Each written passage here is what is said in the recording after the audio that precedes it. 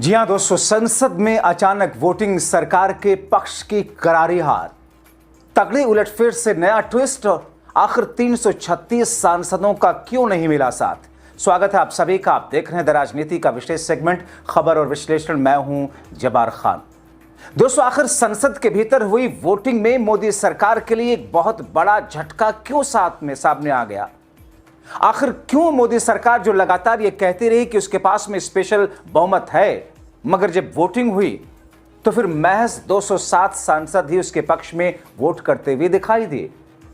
तो क्या संसद के भीतर 336 सांसदों का विरोध 543 में से भारतीय जनता पार्टी की मोदी सरकार के आने वाले 3 दिनों में उसकी एक एक पोल खोलने वाले हैं?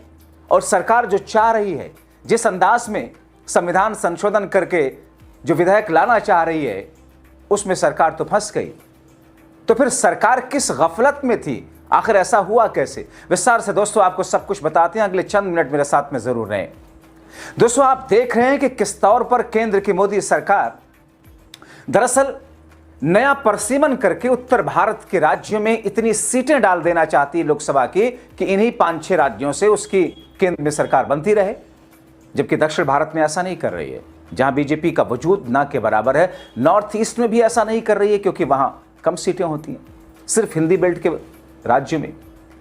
मगर दोस्तों, उसके लिए बहाना क्या ले रही है कि हम महिलाओं को आरक्षण देना चाहते हैं।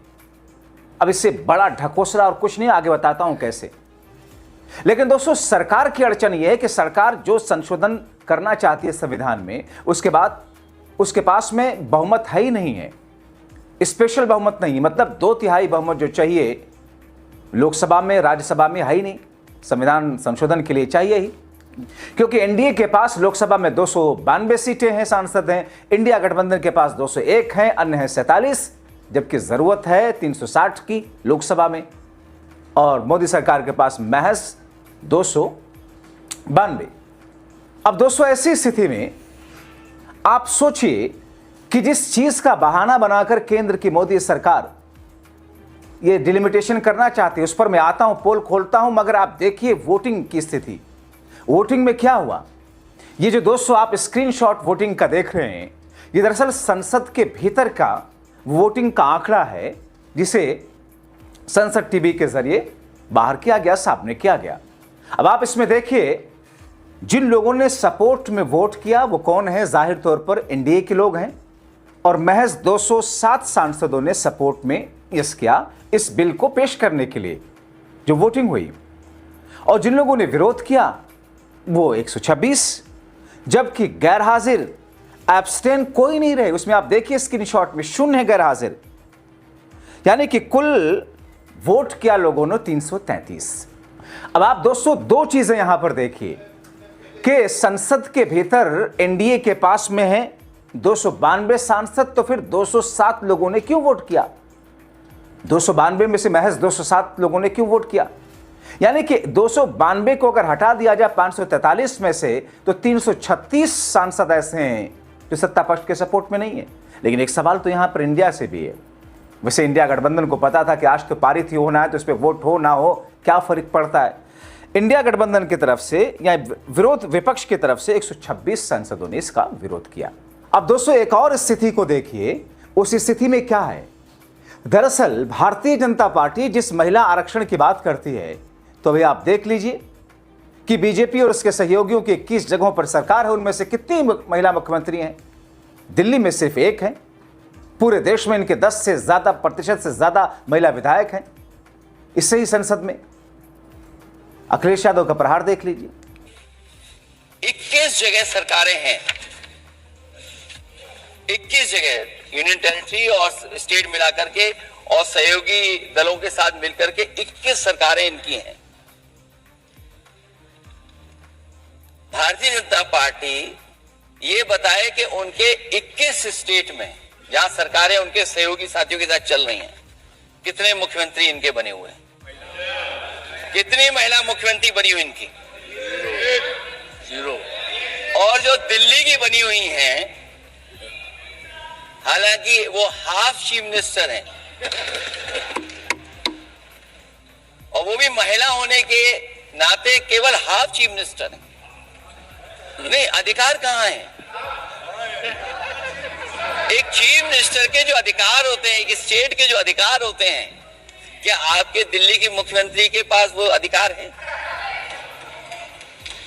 और फिर जो अभी तक जो सबसे बड़ी पार्टी है, जो सबसे बड़ी पार्टी अपने आप को कहते हैं, पूरे देश में जितने भी इनके विधायक चुने गए हैं, आप बताओ आपकी संख्या क्या है? 10% से ऊपर नहीं जा पा रहे हैं आप? क्या 10% से ऊपर हैं आप? और फिर लोकसभा की गिनती में अगर हम देखें तो लोकसभा की गिनती में कितने संख्या में आप हैं? इसलिए अध्यक्ष महोदय, जहां हम ये कहते हैं कि हम महिला आरक्षण के पक्ष में हैं, वहीं कुछ सवाल हमारे भी आप जाहिर तौर पर अब वोटिंग और वोटिंग के बाद में अखिलेश यादव ने एक एक बिंदु लाकर जिस तरीके से सरकार के सामने उसकी स्थिति उजागर की, उसे हंगामा मचना बहुत स्वाभाविक था। आइए आपको संसद के भीतर की तस्वीरें शुरू से दिखाते हैं कि हुआ क्या जब संसद में ये सारे बवाल, वोटिंग के बाद की स्थिति रही कैसे, नजारा कैसा रहा। आरक्षण के खिलाफ हैं क्या आप?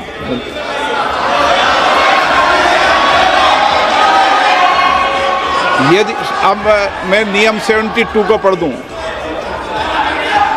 नियम 72 को पढ़ दूं, एक मिनट एन के प्रेमचंद्र जी, नियम 72 क्या कहता है ये पहले सबको स्पष्ट कर दूं।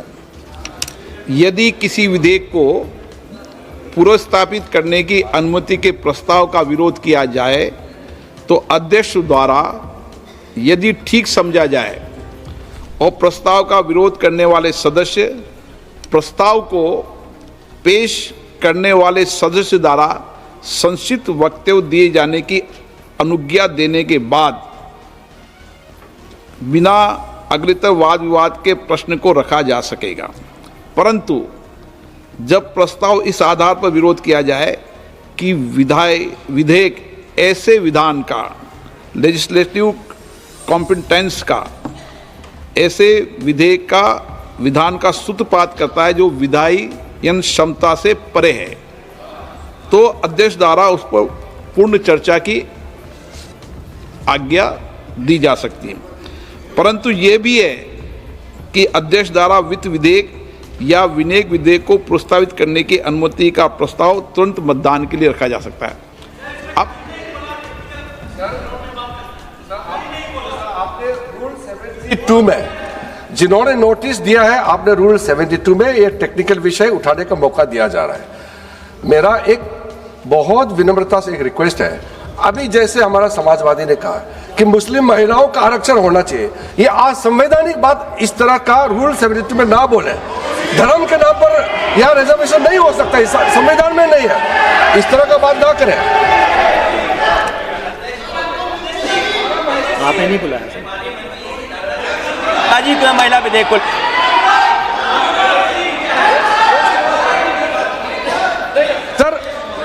सर पूरा देश का महिलाओं के लिए बात करना चाहिए। आप मुस्लिम महिलाओं का क्यों बात करते हैं? ये राजनीतिक है, ऐसा मत कीजिए। आप पूरा देश का महिलाओं के लिए बात कीजिए।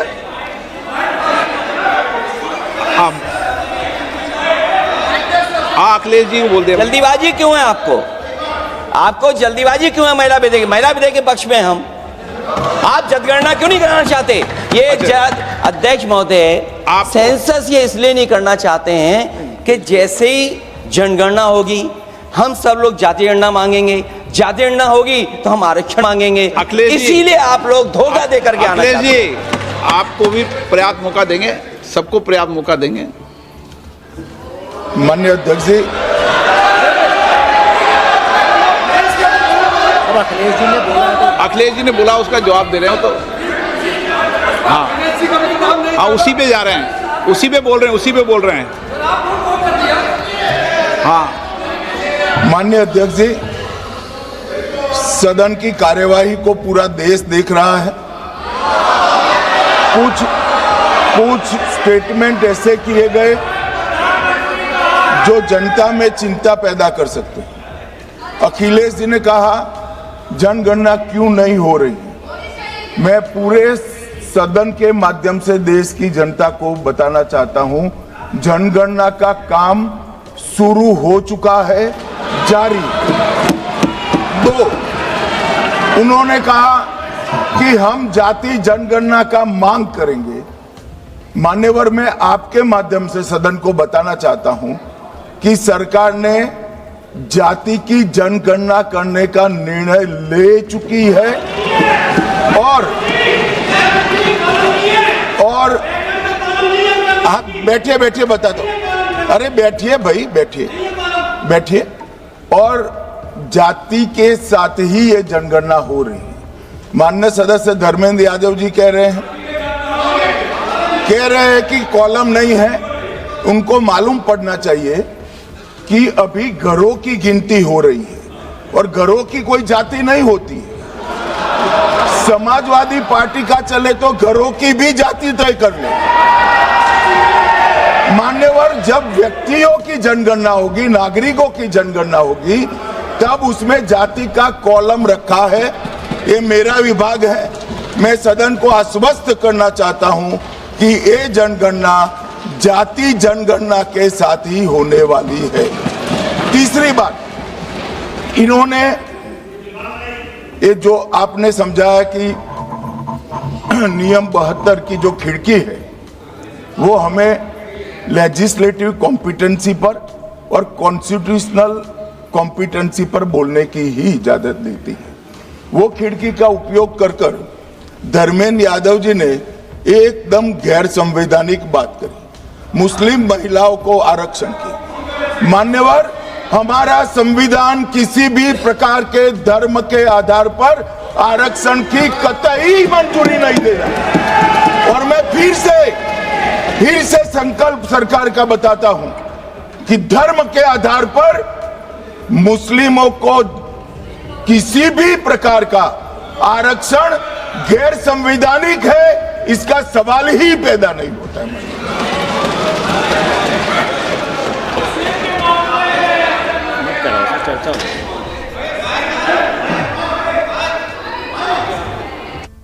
अब दोस्तों, ऐसी स्थिति में जबकि संसद 3 दिनों के लिए एक अखाड़े की शक्ल में बना हुआ है, 3 दिन तक आरोप प्रत्यारोप बहस दर बहस होगी, मगर सत्ता पक्ष कैसे जुगाड़ करेगा 2 तिहाई बहुमत का, यह सत्ता पक्ष को भी नहीं पता। पहली बार सत्ता पक्ष इस बार बैकफुट पर दिखाई दे रहा है। आप क्या सोचते हैं सरकार के इस रवैये को लेकर, डिलिमिटेशन यानी कि परिसीमन को लेकर, इसकी जल्दबाजी को लेकर और उसका बहाना महिला आरक्षण की आड़ को लेकर के? अपनी राय कमेंट बॉक्स में जरूर लिखें।